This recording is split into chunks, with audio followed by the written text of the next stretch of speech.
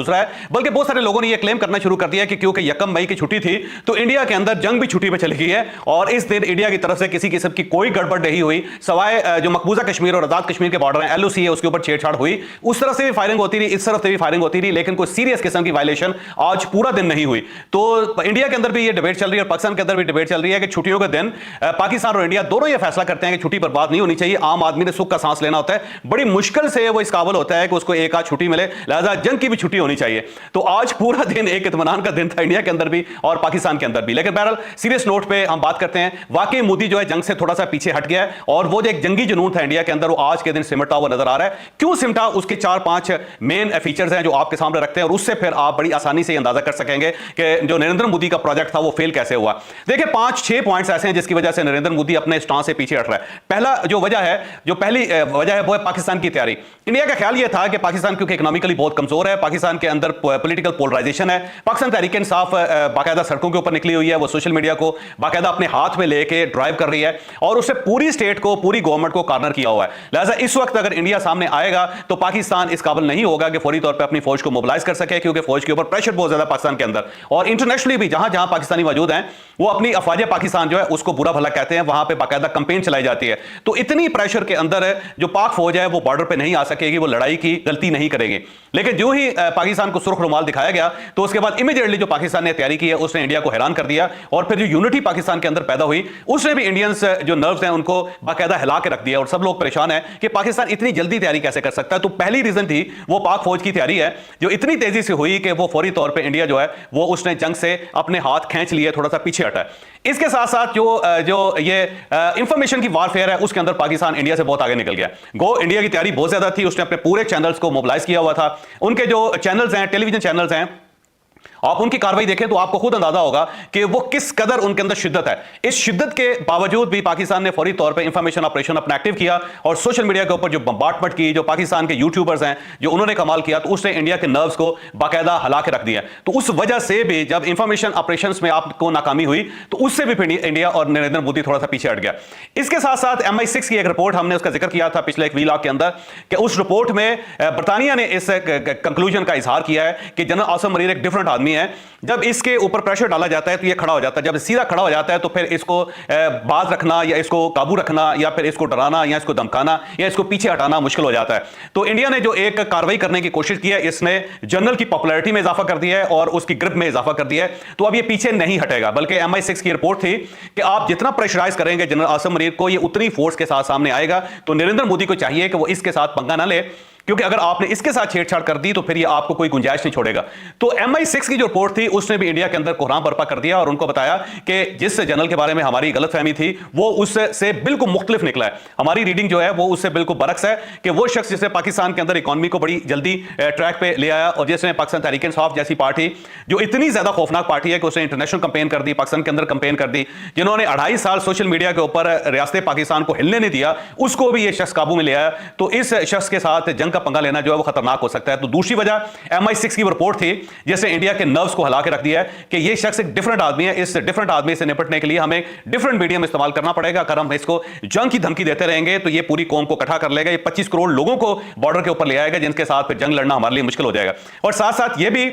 एहसास हुआ कि ये शख्स जो है अगर इसको अपनी दिफा की यानी पाकिस्तानी दिफा की अगर कोई किसी जगह जरूरत पड़ी तो ये हर किस्म का ऑप्शन इस्तेमाल कर लेगा। इसे न्यूक्लियर बम भी चलाने पड़े तो ये चला देगा। ये फिर कोई ऐसी चपेड़ अपने पीछे नहीं रखेगा कि जिसको दुश्मन के मुंह पे ना मारे, या कोई ऐसा मौका ऐसा इसके पास नहीं बचेगा जो इसे जंग के बाद याद आएगा। तो ये सारे ऑप्शन इस्तेमाल करेगा। तो ये MI6 की रिपोर्ट थी जिसने इंडिया को सोचने पर मजबूर कर दिया कि हमें गलत आदमी के साथ हमने एक पंगा ले लिया जिसका हमें नुकसान ही होगा। और तीसरी और अहम चीज यह है कि इंडिया के अंदर कंसेंसस पैदा नहीं हो सका। मोदी का ख्याल यह था और इंडियन गवर्नमेंट का ख्याल यह था कि जब हम पाकिस्तान का नाम लेंगे, हम 26 लाशों को लेकर सड़क के ऊपर फिरेंगे, जब पूरा मीडिया इसके ऊपर बात करेगा तो इमीडिएटली एक तासुर यह उभरेगा कि पाकिस्तान हमारा दुश्मन नंबर 1 है और पाकिस्तान के खिलाफ एक ही बार इंडिया को खौफनाक किस्म की कार्रवाई कर देनी चाहिए। तो एक नेशनल कंसेंसस डेवलप हो जाएगा। कांग्रेस भी पाकिस्तान को सपोर्ट नहीं कर सकेगी, सिख कम्युनिटी भी पाकिस्तान को सपोर्ट नहीं कर सकेगी, मीडिया के अंदर से भी कोई एक भी आवाज ऐसी नहीं होगी जो पाकिस्तान के मौक़िफ़ या पाकिस्तान के सवालों पर बात कर सके। लेकिन बदकिस्मती से या पाकिस्तान की खुशकिस्मती से या दुनिया की खुशकिस्मती से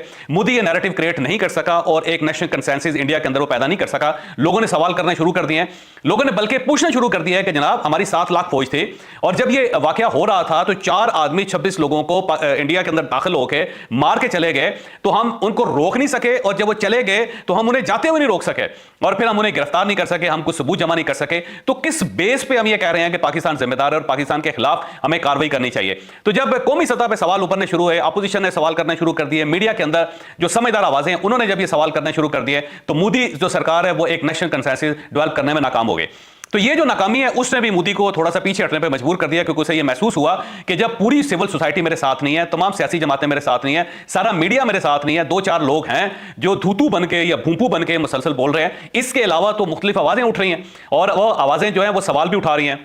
और वो सवाल भी ऐसे हैं कि जिनका जवाब हमारे पास नहीं है। तो इस वजह से भी मोदी को चंद कदम पीछे हटना पड़ गया। तो ये एक नेशनल कंसेंसस की जो कमी है इंडिया के अंदर, उस वजह से भी एक बहरान पैदा हो रहा है। और इसके साथ साथ एक बड़ी दिलचस्प बात है जो मैं आपके सामने रखता हूं और वो बात बड़ी हंसने वाली भी है, हो सकता है ये बात सुन के आपको हंसी आए, और वो बात है बारिशें। क्योंकि अगले 4 दिनों के अंदर LOC के ऊपर बारिशें हो रही हैं और पाकिस्तान और इंडिया के अंदर बारिशों का मौसम शुरू हो गया है। इस वक्त भी जब हम ये रिकॉर्डिंग कर रहे हैं तो इस्लामाबाद के अंदर आंधी चल रही है, जहां पे बारिश हो रही है और ये बारिश जो है मुसलसल आगे अगर आप कश्मीर की तरफ चलते जाएं तो कश्मीर के अंदर भी हो रही है। लिहाजा महकमा मौसमियात की ये प्रेडिक्शन है पाकिस्तान के अंदर और इंडिया के अंदर कि अगले 4-5 दिन जो है मुसलसल बारिशें होंगी और ये बारिशें जो होंगी LOC के आगे पीछे होंगे। और ये बात मुसलमान है कि जब बारिशें हो रही हो, आंधियां चल रही हो, तो जंग इतनी आसान नहीं होती, क्योंकि एक पहाड़ी इलाका है जिसके ऊपर बारिश बरस रही होगी, साथ साथ वहां पे नदी नाले होंगे और एक ऐसी जगह पे जहां पे जाहिर मौसम आपकी फेवर में ना हो, वहां पे जंग करना इतना आसान काम नहीं होता। और LOC जो है उसके साथ साथ आपने देखा होगा बहुत सारे नाले हैं, बहुत सारी नदियां हैं, बहुत सारी आबशारें हैं और साथ साथ दरिया भी हैं। तो इन दरियाओं को बारिश के अंदर पार करना इम्पॉसिबल है। और ये ज़हन में रखें कि सब कॉन्टिनेंट का ये प्रॉपर एक फिनोमेना है, सब कॉन्टिनेंट की हिस्ट्री है कि बारिशों के अंदर यहां पे सारी जिंदगी मुंजमद होकर रह जाती है, कोई एक्टिविटी नहीं होती। इसीलिए पूरी हिस्ट्री के अंदर मानसून के अंदर सब कॉन्टिनेंट के अंदर कोई जंग नहीं हुई, कोई बड़ी तहरीक नहीं चली। उसकी वजह यह है कि दरियाओं के अंदर पानी आ जाता है और इतना ज्यादा पानी आ जाता है कि फौजों को मूव करना आसान नहीं हो सकता। तो अगले 3-4 दिन क्योंकि इस इलाके के अंदर बारिश हो रही है, बारिश की पेशन गोई है, तो इस वजह से भी इंडियन आर्मी ने अपने प्राइम मिनिस्टर से कहा कि जनाब थोड़ा सा रुकें, ये बारिश तो गुजर जाने दें, क्योंकि अगर ये बारिश होगी तो हम अपने सोल्जर्स को अगले मोर्चों तक नहीं पहुंचा सकेंगे, हम सप्लाई लाइन को बरकरार नहीं रख सकेंगे। और दूसरा यह है कि पाकिस्तानी फौज की प्रैक्टिस है वो, क्योंकि फौज रहती ही कश्मीर के अंदर है, उन्हें हर किस्म के मौसम का पता है। लेकिन अब हम क्योंकि 2 ब्रिगेड फौज यहां पे नहीं लेकर आए हैं और इसने कभी भी बारिशों के अंदर और पहाड़ी इलाकों के अंदर ना मूवमेंट की है ना इन्होंने जंग लड़ी है, तो इस फौज के जरिए जंग लड़ना थोड़ा सा मुश्किल हो जाएगा। तो बारिश ने भी एक अहम किरदार इस सारे मामले में अदा किया है और इसके साथ अमेरिका और बरतानिया दोनों एक्टिव हो गए हैं। मार्को रूबियो जो फॉरेन मिनिस्टर है अमेरिका के, उन्होंने कल पाकिस्तानी प्राइम मिनिस्टर से बात की और साथ साथ जो इंडियन वजीर खारजा हैं जयशंकर, उनसे भी बात की और बात करके उन्होंने क्लियर मैसेज दिया कि दोनों मुल्क फौरी तौर पर एक दूसरे के साथ रब्ता कायम करें, एक दूसरे के साथ अगर मीटिंग हो सकती है तो मीटिंग करें, और अगर आप दोनों बराह रास्त मीटिंग नहीं करना चाहते तो किसी तीसरे फरीक को दरमियान में डाल के फौरी तौर पर मीटिंग करें ताकि ये जो क्राइसिस है उसको हल किया जा सके। तो अमेरिका की तरफ से एक वाज़ेह मैसेज इंडिया आ गया है। पाकिस्तान पहले से तैयार था, वो ये कहता है जी हम हमारे सामने तो सबूत रखें, अगर आपके पास सबूत हो तो हम आपके नैरेटिव को मानने के लिए भी तैयार हैं, आप पहले सबूत तो दें, आप ये साबित तो करें कि पहलगाम का जो वाकया है वो पाकिस्तान ने किया है और पाकिस्तान उसका जिम्मेदार है। अगर आप प्रूफ ले आएंगे, हम अगर गुनाहगार हुए तो हम ओपनली तस्लीम करेंगे, लेकिन अगर हम जिम्मेदार नहीं हुए तो फिर इंडिया को माफी मांगनी पड़ेगी। तो पाकिस्तान का स्टांस पहले क्लियर था, इंडिया थोड़ा सा रिलक्टेंट था, पीछे हट रहा था, सबूत नहीं दे रहा था, बात नहीं कर रहा था। तो अब अमेरिका की तरफ से बाकायदा उसको एक कोनी मार दी गई है, उसको एक डंडा दिखा दिया गया है कि अगर आपने ये मामला इस तरह सेटल ना किया जो पाकिस्तान कह रहा है तो फिर हम आपके खिलाफ हो जाएंगे, फिर हम आपको सपोर्ट नहीं कर सकेंगे। तो अमेरिकन का जो एक रोल है उसने भी एक मेन किरदार अदा किया है, लिहाजा उसकी वजह से भी आज से सारा दिन अमन अमान कायम रहा। इसके साथ साथ जो इंडियन फौज है उसके अंदर एक क्राइसिस पैदा हो गया। आपको याद होगा कि आज से 2 दिन पहले जो नॉर्दर्न उनकी कोर है उसके कोर कमांडर को हटा दिया गया था और ये एक मुसलमान असूल है पूरी दुनिया का कि जब जंग हो रही हो या सर पे जंग मंडला रही हो तो उस वक्त आपने अपनी फौज के अंदर कमांडर की तब्दीली नहीं करनी होते। लेकिन मोदी ने डेस्परेशन में अपने कोर कमांडर को हटा दिया, जिससे एक नया क्राइसिस पैदा हो गया मकबूजा कश्मीर के अंदर। और आज की एक नई खबर है कि उनके जो नायब फिजाइया के जो नायब सरबराह हैं एयर मार्शल SP धारकर, उसको भी बरतरफ कर दिया गया है। तो लिहाजा अगर आपने एयरफोर्स के जरिए ये जंग लड़नी है तो जो एयरफोर्स का डिप्टी सरबराह है उसको भी हटा दिया गया, उसको भी बरतरफ कर दिया गया। और उसके बारे में ये इतलात आ रही है कि उसने टाइम मांगा था, उसने कहा था नरेंद्र मोदी साहब से और गवर्नमेंट से कि जनाब हमें फौरी तौर पे जंग नहीं लड़नी चाहिए, हमें तैयारी के लिए टाइम चाहिए। आपने अचानक हमारे ऊपर जंग मसलत कर दिया, हमारे जवान हमारे पायलट्स तैयारी नहीं है और हमारे मुकाबले में पाकिस्तान की तैयारी बड़ी जबरदस्त है, तो हमें इमीडिएटली इस किस्म की कोई गलती नहीं करनी चाहिए कि अभिनंदन जैसा एक और वाकया हो जाए और हमें फिर अपने पायलट पाकिस्तान से वापस लाने पड़े। तो हमें चाहिए कि थोड़ा सा स्टे करें, थोड़ी सी तैयारी करें, फिर जाके पाकिस्तान को जवाब दें, इस तरह ये हरकत ना करें। तो इस बात पे नरेंद्र मोदी साहब नाराज हो गए और उन्होंने अपने जो एयर वाइस चीफ हैं उनको हटा दिया, और जब उनको हटा दिया तो एक नया क्राइसिस उनकी फजाइया के अंदर भी पैदा हो गया। तो इंडियन अफवाज के अंदर भी क्राइसिस पैदा हो रहा है, उनकी नेवी रिलेक्टेंट है, उनकी बड़ी फौज रिलेक्टेंट है, और उसके साथ साथ उनकी फजाइया रिलेक्टेंट है, और वो टाइम मांग रही है मोदी से। इस वजह से भी मोदी ने चंद कदम पीछे हटने का फैसला कर लिया। तो 6 क्राइसिस वहां पे पैदा हुए। एक तो पाकिस्तान की तैयारी ने हैरान कर दिया, दूसरा MI6 की जो रिपोर्ट है उसने मोदी को थोड़ा सा हैरान परेशान कर दिया, फिर इंडिया के अंदर नेशनल कंसेंसस पैदा नहीं हो रहा, फिर बारिशें शुरू हो गई हैं, बारिशों ने भी एक रोल अदा किया है, फिर अमेरिका और बरतानिया दोनों एक्टिव हो गए हैं और उस वजह से भी मोदी साहब को थोड़ा सा पीछे हटना पड़ गया है। और इसके साथ साथ जो उनकी अफवाज है उसके अंदर क्राइसिस पैदा हो गया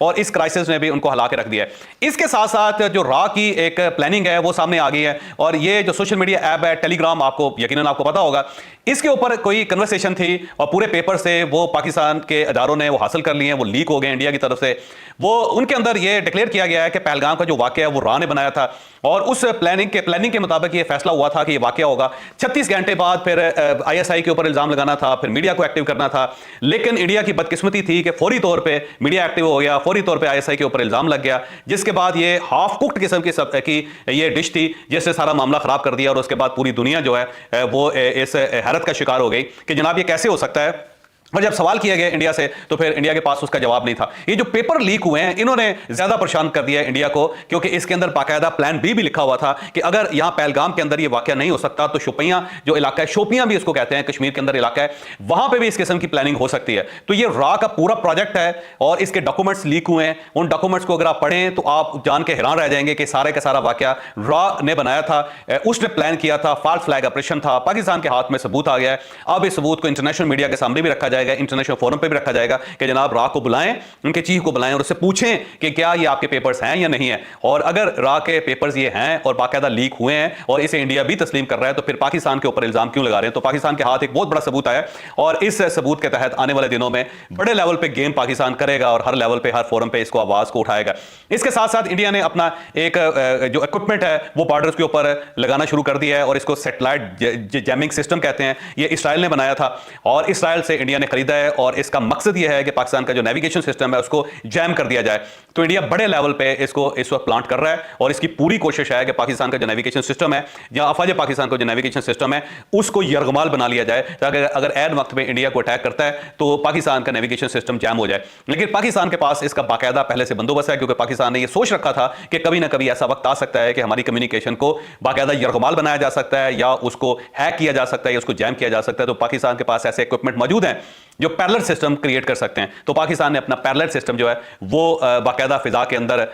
उन्होंने शामिल कर लिया है, फिजा के अंदर प्लांट कर दिया है। तो अब अगर इंडिया जैम करता भी है तो हमारे पास एक पैरेलल सिस्टम है जो आने वाले दिनों में पाकिस्तान की मदद करेगा। इसके साथ साथ एक पंजाबी का गाना है जो बहुत ज्यादा पॉपुलर हो रहा है इस वक्त इंडिया के अंदर और पाकिस्तान के अंदर। ये गाना जो है वो पाकिस्तान की फेवर में है, पंजाबी का है। इसके बोल कुछ इस तरह है, गल सुनो सियासतदानों या गल सियासतदानों सुन लो।